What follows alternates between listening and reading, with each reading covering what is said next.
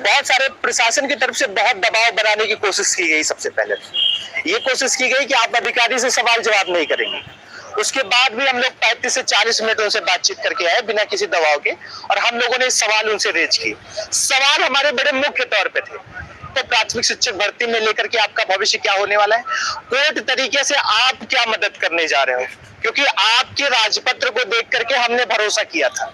तो आपको पता है कि शेराप मैम करके एक है, और शेरपा करके मैम है, वो IRS सेक्रेटरी है इस चीज को लेकर के। उन्होंने इस चीज को कहा कि ये हमें पता है कि आप लोग किस सिचुएशन से फेस कर रहे हो, और उसके लिए हम एक चीजें तैयार कर रहे हैं। हमने कहा ये चीजें तैयार कब तक हो जाएंगी। तो उसके बाद पंकज जी ने बड़ी सीधी सी बात उनसे पूछी कि देखिए संस्थान आपका, गजट आपका, तो इन BEd डिग्री धारकों को गलती क्यों भुगतना पड़ी? भाई इनका क्या दोष था इस चीज को लेकर के?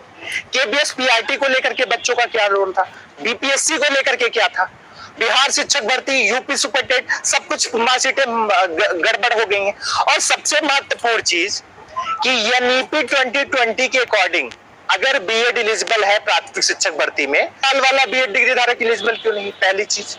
दूसरी चीज, आप अपने नोटिफिकेशन को देखिए, 2021 में अक्टूबर में एक नोटिफिकेशन आया है जिसमें BEd प्लस MAd एक साल वाला बच्चा एलिजिबल। तो दो रास्ते या तो आप तैयार करिए, एक ऐसा रास्ता तैयार करिए जिसमें सभी BEd डिग्री धारकों को एक शॉर्ट टर्म व्यवस्था देकर के उनको एलिजिबल करा दीजिए, उसके लिए भी तैयार है। लेकिन BEd प्राथमिक शिक्षक भर्ती में शामिल होना चाहिए।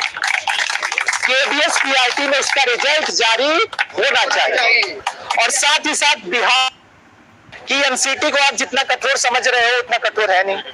आप NCT की एडवोकेट ने वहां पर ढंग से पैरवी तो कर नहीं पाई, और आप कहते हो कि नहीं कठोर है। तो शर्म तो आपको आनी चाहिए सबसे पहले। बड़ी वाजिब प्रश्न एक हमारे मित्र है पंकज जी ने कहा, उन्होंने ये कहा एक बात, मैम आप स्वायत्त संस्था है या संवैधानिक संस्था है? आज 150 की संख्या में आए हैं, कल 1500-2000 की संख्या आएंगे और आप कुछ नहीं कर पाएंगे। और समझिएगा अभी भी बहुत लोग एक्सपेक्टेशंस लेकर के आए, और एक चीज उन्होंने बड़ी क्लियर की। उसके बाद उनके सचिव जी मुझे कोने में ले जाकर के, मुझे और क्या नाम है पंकज और भी लोग थे, उनसे बात की, कान में एक बात की कि बेटा मैं आपको एक अनऑफिशियल बातें करना चाहता हूँ, लेकिन वो अनऑफिशियल बात मैं आपको बताऊंगा क्योंकि आपको जानना चाहिए। उन्होंने कहा मैं एज एन अधिकारी नहीं, आपको अनऑफिशियल में बता रहा हूँ जिसमें मैं बहुत कुछ आपका योगदान कर सकता हूँ। हमने कहा वो कौन सी चीज होगी? उन्होंने कहा आप कोर्ट में जाइए और किस आधार पर? प्रोस्पेक्टिव, और जिसे रेस्ट्रोस्पेक्टिव भी कहते हैं, रेस्ट्रोस्पेक्टिव, पूर्व प्रभावी, यानी इन लोगों को एलिजिबल करने के लिए छूट दीजिए, हम पूरी तरीके से आपको छूट दिलवा देंगे, इस चीज का हम वादा करते हैं। का शुरू हुआ और 2023 तक जो बच्चे इनरोल करके पास आउट होने वाले हैं उन सब के लिए पूर्व प्रभावी फैसला लागू है। इसके लिए हम लोगों ने प्रयास किया, और अभी आप लोगों को इस पड़ेगा, क्या आप मिनिस्ट्री ऑफ एजुकेशन के लिए तैयार हैं? MHRD के लिए आप सीधे तौर पर तैयार हैं? MHRD के लिए हम लोगों का पूरा प्लान है, क्योंकि हम लोग भी 200 किलोमीटर से आए भाई साहब, रास्ता निकाले यहां से नहीं, पूरा तरीके से पुरजोर समर्थन करते हैं। और मैं उम्मीद करता हूं कि आप पता है भाई 200 किलोमीटर से मैंने बच्चों को फोन कर सर मैं आ रहा हूँ, सर मैं आ रहा हूँ, 300 किलोमीटर से आए, तो समझिए पहले इस चीज को। मैंने कहा मैम क्या है इस चीज को लेकर के, उन्होंने उपचार के बारे में जो बात बताई वो समझने की कोशिश करिए। उन्होंने उपचार के बारे में ये बताई कि हम परिस्थितियों को एग्जामिन कर रहे हैं, लेकिन उनके और साथ ही साथ सड़क पर भी NCT से गजट के लिए भी जारी करने की जरूरत।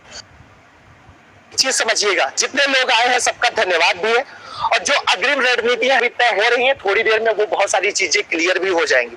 राज जी वहां पर मौजूद है, पुलिस ने कहा SSC देख लेते, हमने कहा SSC जब आपका दिल्ली पुलिस वाला वैकेंसी में आप 1 नंबर से छठे होगे तब आपको उस पीड़ा को समझ में आएगा। अभी ऐसे आप SSC का हमें एडवाइस दोगे, और SSC की वैकेंसी सुनिएगा, अरे हमारा रुद्रांश ने क्या बोला है, रुद्रांश ने बहुत वहां पर प्रेशर बनाने की कोशिश की गई। 15 मिनट तो सिर्फ हमसे पुलिस वाले उलझे रहे कि आप ऐसे मत बोलना, लेकिन विश्वास मानिए आप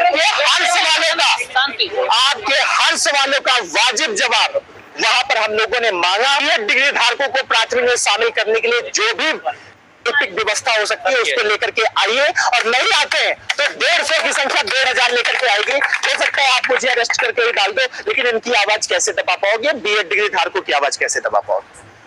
तो ये समझिएगा। तो अभी अग्रिम रणनीति और रुद्रदास जी बताएंगे कि उसके अलावा भी कौन कौन मुख्य बिंदुओं पर चर्चा हुई और कौन से, कोई भी पॉइंट आपका छूटा नहीं, ये समझिएगा। और उन्होंने बीपीएससी चाहे हो, केबीएस आपका हो, यूपी का सुपरटेट हो, 69,000 शिक्षक भर्ती, मैं सच बताऊं आपको 69,000 शिक्षक भर्ती के हमारे चयनित भाइयों ने अगर साथ दे दिया होता तो बीएड को ये दिन देखना ना पड़ता। इस चीज को आप विश्वास मानिए। और अभी भी आरटीआई के माध्यम से बहुत सारी चीजें निकल करके आए। कल आपने देखा होगा एक पत्र 69,000 शिक्षक भर्ती को लेकर के, अगर उन लोगों ने साथ दे दिया होता तो बहुत सारी चीजें इस चीज पर आ जाती। तो अभी अग्रिम